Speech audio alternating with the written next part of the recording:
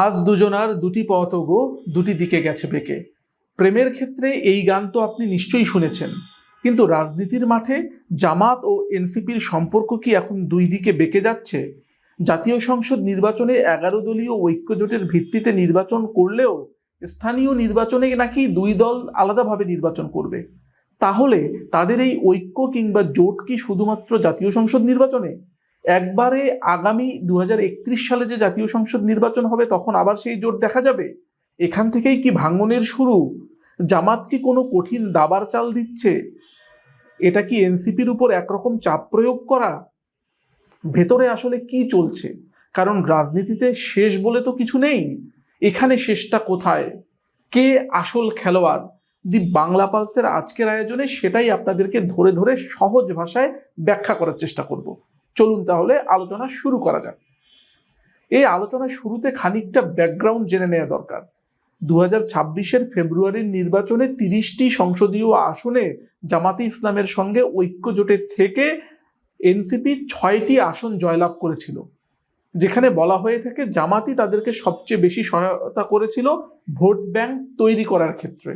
কিন্তু জামাতের ওই নির্দিষ্ট পার এবং পোক্ত ভোটার গোষ্ঠী যদি না থাকতো তাহলে কি এনসিপি সেখানে জয়লাভ করতে পারত?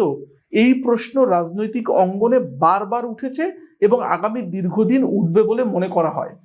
কিন্তু আসছে যে স্থানীয় নির্বাচন, সেই নির্বাচনটাই কিন্তু প্রকৃত শক্তিমত্তা তুলে ধরতে পারবে এনসিপির। তারুণ্যের যে দলটা যে আশা এবং আকাঙ্ক্ষা নতুন বন্দোবস্তের কথা বলে রাজনীতিতে এসেছিল, জামাত ছাড়া তারা কি তলাবিহীন ঝুড়িতে পরিণত হবে? জামাতের ভোট ব্যাংক ছাড়া তাদের শক্তি সামর্থ্য যে কত সামান্য হতে পারে সেটাই প্রমাণিত হবে, নাকি সবাইকে চমকে দিয়ে তারা অনেকগুলো স্থানীয় নির্বাচনে জয়লাভ করবে? সেই ব্যাপারটা আমাদেরকে বুঝে নিতে হবে। এবার একটু জেনে আসি জামাত আসলে মূলত কি বলেছে। জামাত কি বলেছে যার কারণে আজকে আমাদেরকে এই আলোচনা করতে হচ্ছে? জামাতের যে সেক্রেটারি জেনারেল মৌলানা এটিএম মাসুম পরিষ্কার করে বলেছেন, জোট আমরা করেছি জাতীয় নির্বাচনের জন্য, স্থানীয় নির্বাচনের জন্য নয়। আরেক সহকারী secretary general doctor Hamidur Rahman Azad বলেছেন, সিটি কর্পোরেশন নির্বাচনের জোট হবে না, এককভাবেই হবে। তবে হ্যাঁ, ইউনিয়ন বা উপজেলার মতো কিছু কিছু গুরুত্বপূর্ণ জায়গাতে সমঝোতার ভিত্তিতে নির্বাচন হতে পারে, তবে সেটা আসন এবং প্রার্থী বুঝে। তাহলে বোঝা গেল, কারণ অলরেডি জামাত তার 4টি সিটি কর্পোরেশনে 4 জনের নাম ঘোষণা দিয়েই ফেলেছেন। এর মধ্যে নারায়ণগঞ্জ সিটি কর্পোরেশনে আব্দুল জব্বার, শিবিরের সাবেক কেন্দ্রীয় সভাপতি, গাজীপুরে হাফিজুর রহমান, যিনি গাজীপুর থেকে নির্বাচন করার কথা ছিল শেষ মুহূর্তে করতে পারেননি, তাকে উইথড্র করতে হয়েছে। সিটি কর্পোরেশন নির্বাচনে তুরস্কের এই বিশ্ববিদ্যালয়ের সহকারী অধ্যাপক, তিনি নির্বাচনে অংশগ্রহণ করবেন গাজীপুর সিটি থেকে। চট্টগ্রামের ক্ষেত্রে শামসুজ্জামান হেলালি, যিনি কিনা সাবেক কাউন্সিলর ছিলেন, এবং রংপুরে এটিএম আজম খান, যিনি বর্তমানে মহানগর আমির। আর ঢাকায় 2 সিটিতে তো 2 জন গুরুত্বপূর্ণ ক্যান্ডিডেট রয়েছেই। একজন সেলিমউদ্দিন, যিনি কিনা সিলেট 6 আসন থেকে নির্বাচন করেছিলেন, হেরে গিয়েছেন, এবং আরেকজন তারুণ্যের প্রতীক এবং ডাকসুর ভিপি সাদিক কায়েম। তার মানে জামাত তো গুরুত্বপূর্ণ সিটি কর্পোরেশনগুলোতে একরকমভাবে প্রার্থিতা ঘোষণা করেই দিল, তাহলে আর বাকি থাকলো কি? তার মানে বোঝাই যাচ্ছে জামাত ব্যাপারটাকে সিরিয়াসলি নিয়েছে এবং তারা এককভাবেই নির্বাচনের পক্ষপাতী।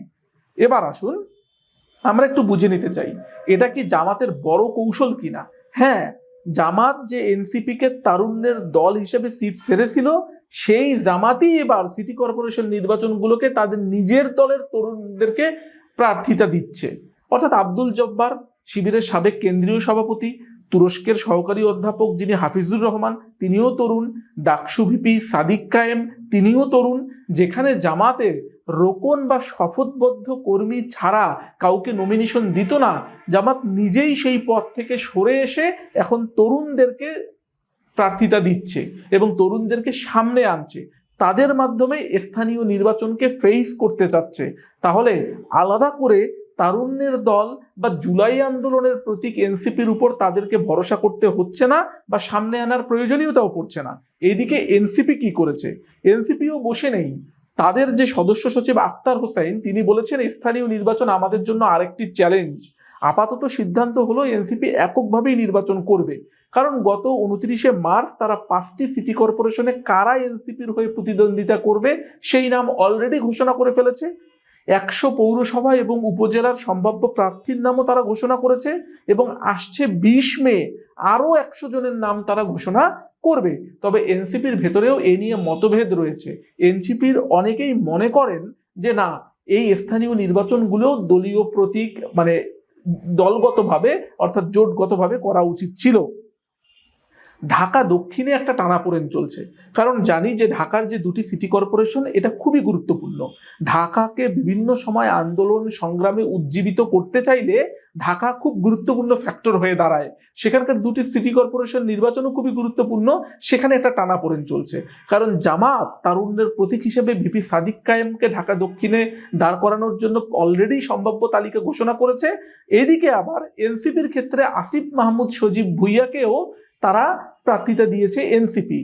জামাত কেন আসিফ মাহমুদ সজীব ভুইয়াকে ওন করলো না, এ ব্যাপারে রাজনৈতিক মহলে যে কথোপকথন হয় তাতে দেখা যায় উপদেষ্টা থাকাকালীন সময়ে আসিফ মাহমুদ সজীব ভুইয়াকে নিয়ে কিছু বিতর্ক তৈরি হয়েছিল।